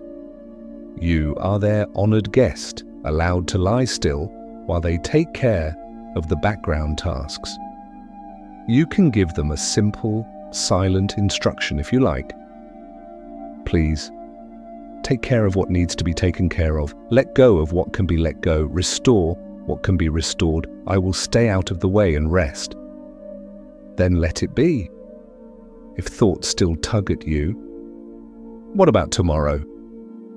What about this problem? What if that happens?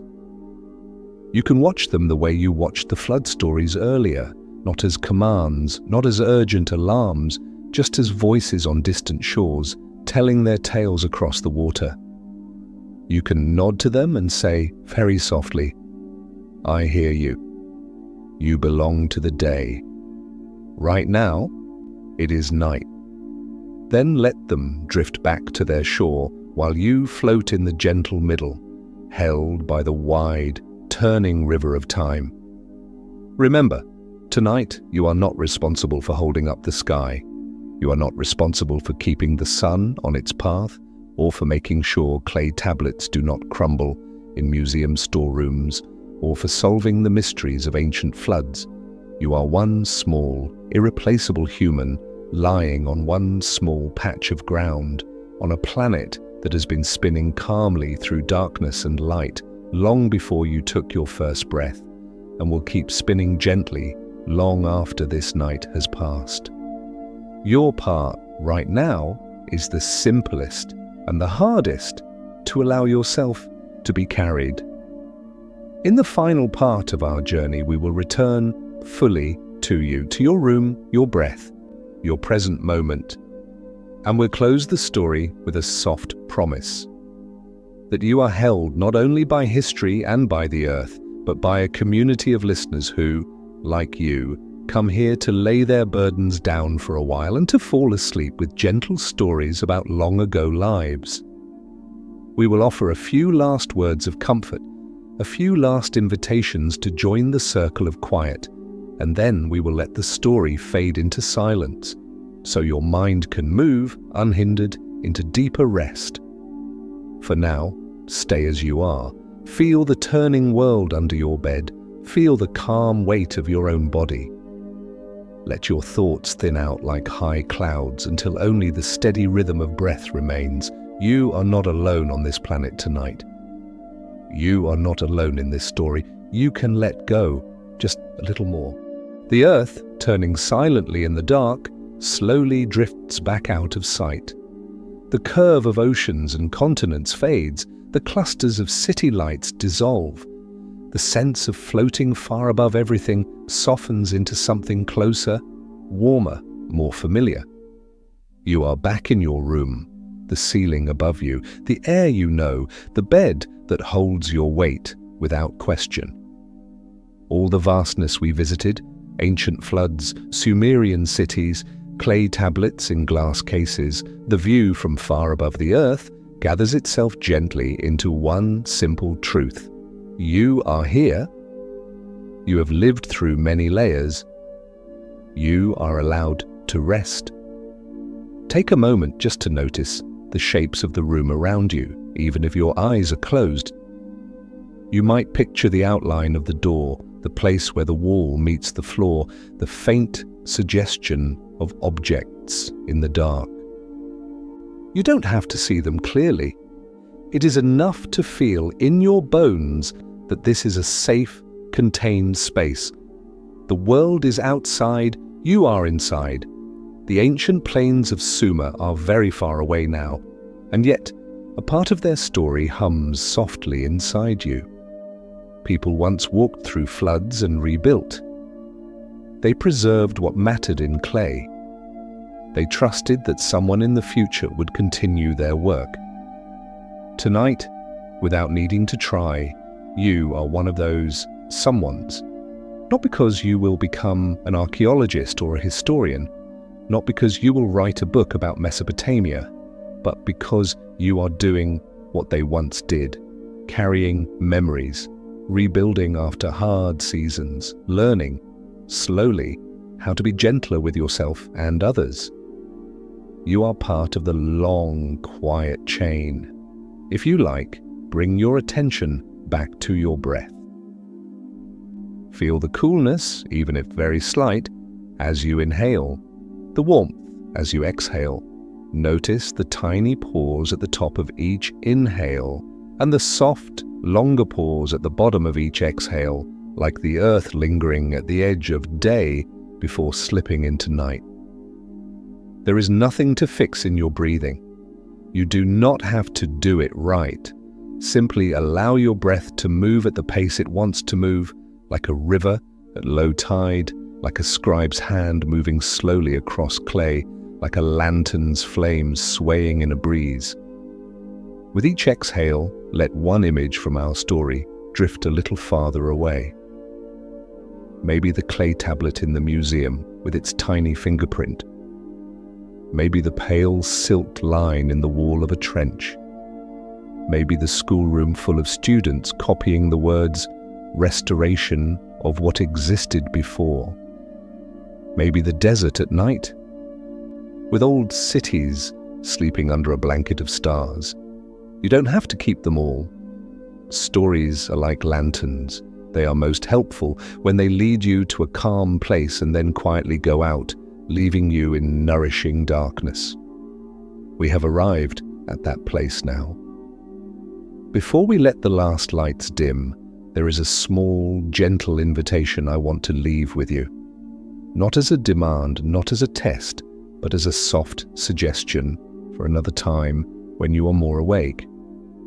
If tonight's story brought you even a little calm, if it made you feel less alone with your thoughts, you might, when morning comes, leave a gentle note for yourself under this video. Something as simple as, I listened, I rested, I am still here. Or, if a specific memory rose up while you were lying here, a grandparent's voice, a childhood street, a moment when you rebuilt your life after your own flood. You might choose to share that too when you're ready. If tonight's story reminded you of a beautiful memory, feel free to share it below. When you're awake and your heart feels open, your words could become a small lantern for someone else who wanders into this quiet corner of the night on another day, looking for proof that they're not the only one carrying layered stories inside them. Here, no one rests alone. Every comment, every listening heart, every shared memory is like another tiny light along the bank of a dark river, helping strangers feel a little less lost as they drift towards sleep.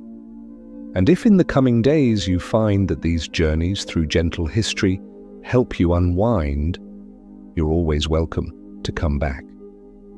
Before sleep or after, whenever it feels right. You can subscribe to Ancient Sleep Story, not as an obligation, but as a way of keeping a doorway open for yourself. Don't forget to subscribe for more peaceful nighttime journeys whenever you feel the need to be guided softly from the noise of the day into the quiet of your own heart.